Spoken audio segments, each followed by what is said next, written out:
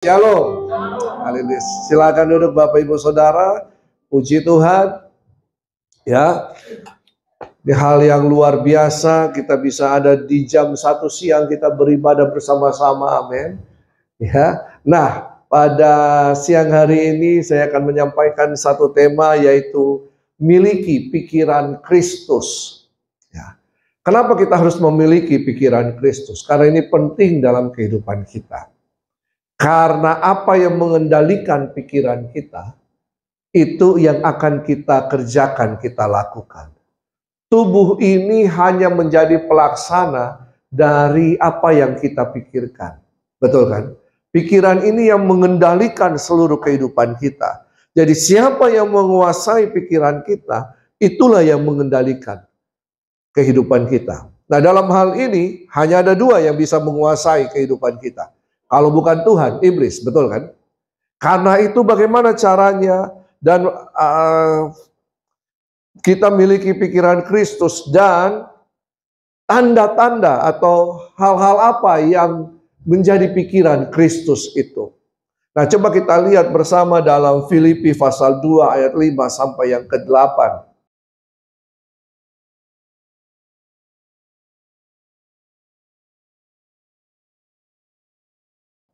Filipi 2 ayat 5 sampai yang ke-8 berkata begini.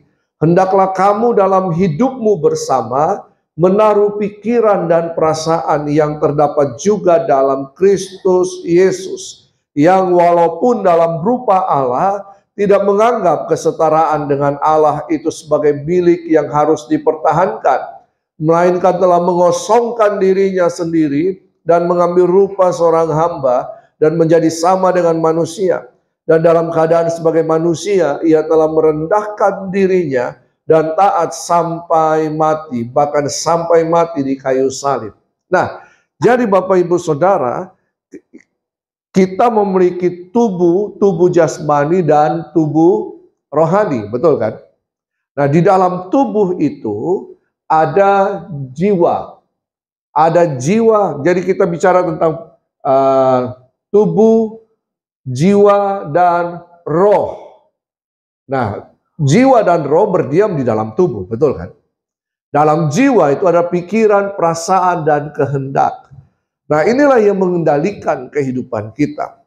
Karena itu firman Tuhan katakan, hendaklah kamu dalam hidupmu bersama menaruh pikiran. Ya, menaruh pikiran. Dalam terjemahan bahasa asli dikatakan, biarlah kamu memiliki pola pikir yang sama dengan Kristus. Bukan hanya pola pikir, perasaan yang sama dengan Kristus. Tapi pada siang hari ini kita hanya membahas tentang pikiran. Jadi pola pikir, cara kita berpikir. Cara kita berpikir harus sama dengan pikiran Kristus.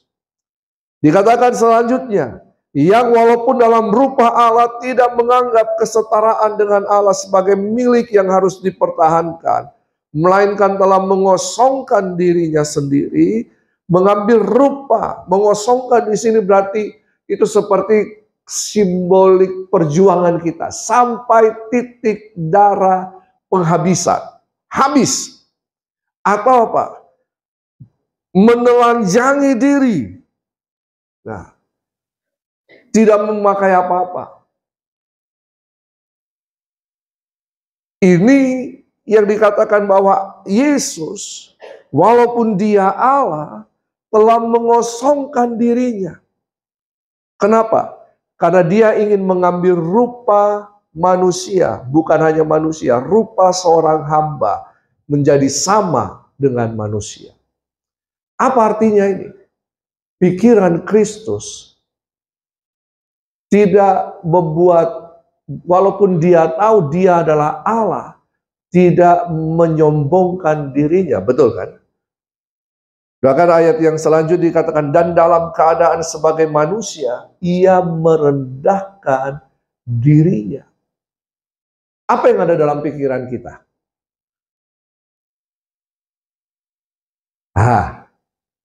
Macam-macam kan? Kita berpikir macam-macam, tapi kebanyakan pikiran apa yang ada dalam pikiran kita? Halo Bapak Ibu?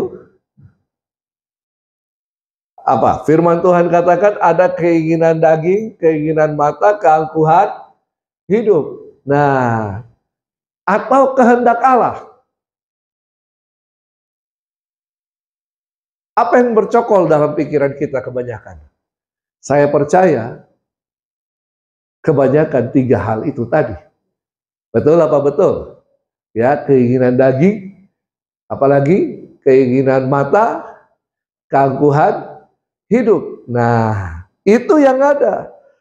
Makanya pada siang hari ini kita belajar bersama-sama ya tentang pikiran Kristus. Jadi salah satu hal yang tidak terpisah dari kehidupan manusia adalah pikiran.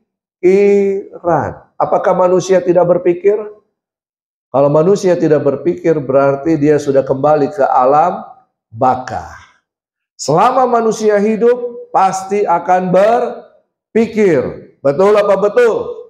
Ya, karena di sanalah manusia memahami sesuatu, menganalisa dan juga mengambil keputusan atas pilihannya. Karena itu ketika kita beriman kepada Yesus, ya, kita belajar untuk memiliki pikiran Kristus. Pikiran Kristus ini adalah pola dan model yang harus kita ikuti. Karena itu apa ciri-ciri dari pikiran Kristus? Yang pertama, ya, saya tidak akan lama-lama karena saya tahu ini jam 1 siang, jam 2 ini jam-jam yang berat Bapak Ibu. Ya, apalagi Bapak Ibu sudah makan siang, betul kan? Biasanya makan siang itu akan diiringi dengan kekurangan oksigen. Nah, ya puji Tuhan karena saya dan istri belum makan, jadi kami masih kuat, masih punya oksigen. Nah, oke, apa yang menjadi ciri-ciri dari pikiran Kristus? Yang pertama adalah memikirkan kehendak Bapa, betul kan? Pikiran Kristus adalah memikirkan apa yang diinginkan oleh Bapanya. Makanya Yohanes berkata begini, makananku ialah melakukan kehendak Bapa. Makanan.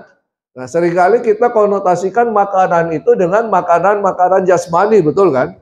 Tetapi makanan itu juga berisi apa? Apa yang dipikirkan, apa yang dimakan oleh pikiran kita. Ya, makanan Yesus adalah melakukan kehendak Bapa. Jadi Yesus selalu berpikir, apa yang harus saya kerjakan? Haruskah pekerjaan saya sesuai dengan kehendak Bapa? Apakah benar memang apa yang saya kerjakan, saya pikirkan, saya lakukan adalah sesuai dengan kehendak Bapa? Atau kehendak diri sendiri? Seringkali manusia melayani kehendak dirinya sendiri. Apa yang dia pikirkan. Nah, karena itu firman Tuhan katakan dalam Kolose pasal 3 ayat 1-4 berkata begini. Kolose 3 ayat 1-4. Karena itu, kalau kamu dibangkitkan bersama dengan Kristus. Bapak Ibu telah dibangkitkan bersama dengan Kristus. Amin. Lewat apa? Lewat baptisan kan? Mati bersama Kristus, bangkit bersama Kristus. Maka apa yang dikatakan firman Tuhan? Paulus mengatakan kepada jemaat di Kolose, carilah perkara yang di atas. Bukan sesuatu yang tidak bisa kita raih, pikiran kita terlalu tinggi. Makanya digantungkanlah cita-citamu setinggi langit. Tidak demikian. Maksudnya apa di sini? Carilah perkara yang di atas, di mana Kristus ada, duduk di sebelah kanan Allah. Pikirkanlah perkara yang di atas, bukan yang di bumi.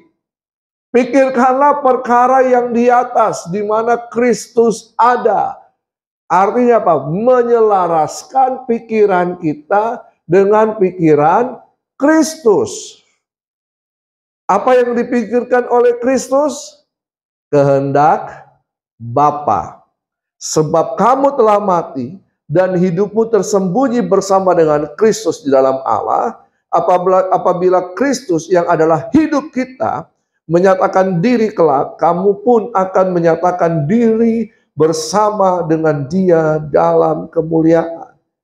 Kalau kita baca ayat-ayat selanjutnya, maka dikatakan di situ kalau pikiran Kristus itu tidak sama dengan apa yang dikatakan ayat-ayat selanjutnya, keinginan daging, keinginan mata, keangkuhan hidup. Itu semua ada di situ. Berarti dalam kehidupan kita, mari kita mencari kehendak Tuhan. Slide berikutnya. Carilah kehendak Tuhan. Hiduplah di dalam kehendaknya. Dan maka kita akan mengalami hal-hal yang mustahil. Hal-hal yang luar biasa. Akan ada terobosan demi terobosan dalam kehidupan kita. Bahkan hal-hal yang mustahil akan menjadi mungkin dalam kehidupan kita. Karena kita memiliki pikiran Kristus. Pikiran Kristus adalah pikiran yang ingin selalu melakukan kehendak Bapa. Nah, apa itu kesuksesan? Apakah kesuksesan adalah pencapaian kita secara materi? Halo Bapak Ibu, manusia itu diciptakan dengan tujuan. Kalau kita melakukan tujuan sampai pada tujuan, berarti kita sukses. Betul kan? Sukses bukan hanya karena bicara punya uang banyak, punya mobil banyak, punya harta melimpah. Itu bento Bapak Ibu. Iya kan? Namaku bento. Apa? Rumah real estate. Mobilku banyak, harta melimpah. Tidak. Dalam kekristenan, sukses itu adalah ketika kita melakukan kehendak Bapa. Amin. Itu sukses. Karena Bapa Allah punya tujuan dalam kehidupan kita ketika menciptakan kita. Ketika kita mengerjakan kehendak Bapa dalam kehidupan kita, sampai pada tujuan akhir,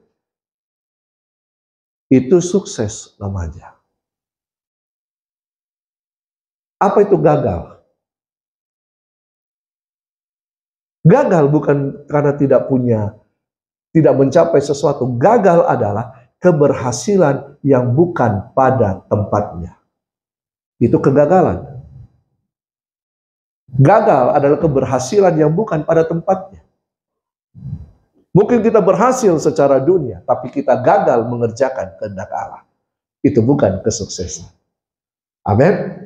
Karena itu mari kita cari kehendak Tuhan. Yang kedua, apa pikiran Kristus? Mulia, kudus. Ini menjadi penting dalam kehidupan kita. Ya. Dalam pikiran Kristus yang ada adalah dalam Filipi 4 ayat 8. Filipi 4 ayat 8 berkata begini, jadi akhirnya saudara-saudara, semua yang benar, semua yang mulia, semua yang adil, semua yang suci, semua yang manis, semua yang sedap didengar, semua yang disebut kebajikan dan patut dipuji, pikirkanlah semuanya itu. Berarti kalau kita memikirkan ini, kita tidak akan memberikan kesempatan bagi keinginan daging. Apa itu keinginan daging? Keinginan daging adalah perseteruan, pertikaian, perkelahian, hawa nafsu, apalagi, dan macam-macam. Ya kan? Kita tidak mengizinkan itu.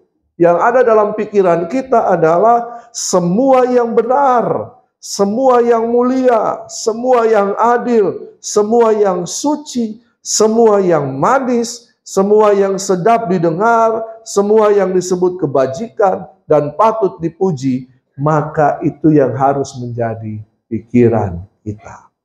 Isi pikiran kita. Berarti renungkan firman Tuhan siang dan malam. Renungkan itu artinya apa? Memikirkan firman Tuhan dalam kehidupan kita. Jangan izinkan apa? Iri hati menguasai pikiran kita. Jangan izinkan apa? Hawa nafsu menguasai pikiran kita. Ya, jangan izinkan itu semua. Ya, juga kita harus memikirkan hal-hal yang kudus, yang suci. Ini menunjukkan hal-hal yang murni, ya, bukan hal-hal yang tidak berkenan kepada Allah. Jadi, pikiran itu selayaknya sebuah wadah yang akan memproses apapun yang dimasukkan dalamnya. Dari mana pikiran kita memperoleh informasi? Dari apa yang kita dengar dan apa yang kita lihat, kan? Betul kan? Itulah sumber informasi masuk. Kalau kita suka dengar gosip, maka kita akan memproses gosip itu dalam pikiran kita. Ya. Nah, masukkan hal-hal yang kudus dan mulia, maka outputnya atau tindakan kita, perkataan kita adalah hal-hal yang sama. Yang ketiga, yang terakhir. Amin. Haleluya.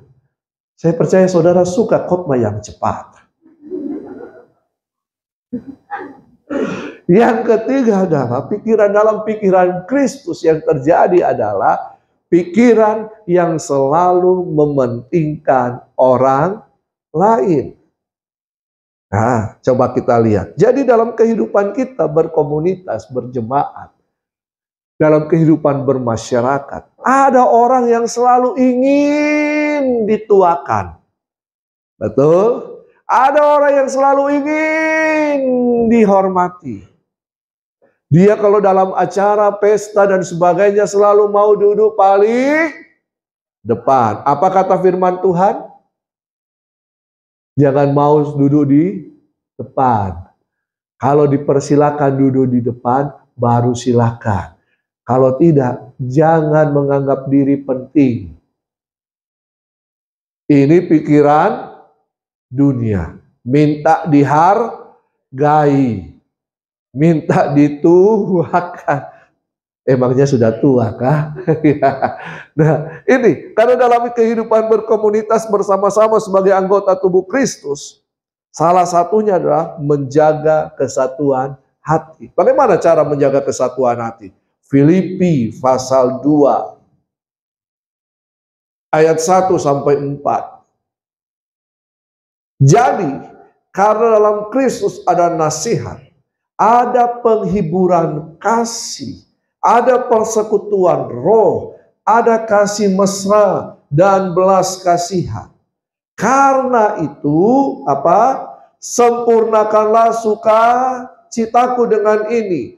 Hendaklah kamu sehati sepikir dalam satu kasih, satu jiwa, satu tujuan, dengan tidak mencari kepentingan sendiri atau puji-pujian yang sia-sia. Sebaliknya, hendaklah dengan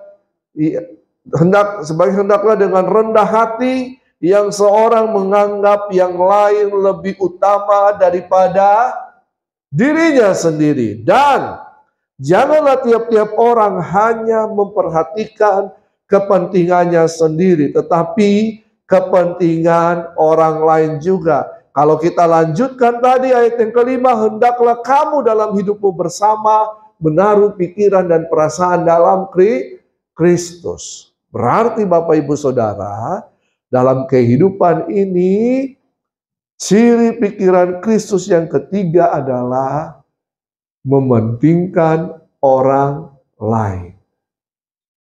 Amin. Jadi menganggap orang lain lebih utama dari dirinya. Menghargai orang lain. Walaupun mungkin secara strata sosial dia tidak layak untuk dihargai. Betul apa betul? Tetapi firman Tuhan ajarkan kita untuk menghargai bahkan hal yang lebih rendah dari kita. Orang-orang yang lebih rendah dari kita harus dihargai, diberikan kehormatan. Dalam tubuh Kristus tidak semua kuat, ada bagian-bagian yang lemah. Dalam tubuh kita juga, betul kan? Ada bagian-bagian yang lemah. Ya, dalam 5 jari ini Tidak semuanya mempunyai fungsi yang sama. Kalau orang hebat, kalau orang yang suka memerintah, pakai ini kan. Ya, kalau orang yang tinggi, ya. Kalau cincin taruhnya di ini, untuk apa? Kebanyakan ini untuk apa? Tidak mungkin pakai ini kan, untuk korek-korek kan. Betul apa betul? Tapi semuanya ada, setara, betul kan? Oke, saling menghormati satu dengan yang lain. Jangan mementingkan diri sendiri. Orang Indonesia itu banyak mementingkan diri sendiri. Terlihat dari mana ketika antri makan di pesta. Halo? Tidak peduli dia orang Kristen, bukan orang Kristen. Kalau sudah antri, pokoknya apa yang ada dia sikat dulu. Kalau perlu gunung bawa karaeng pindah di piringnya.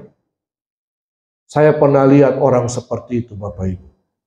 Itu kalau dia ambil nasi, dia susun setinggi begini.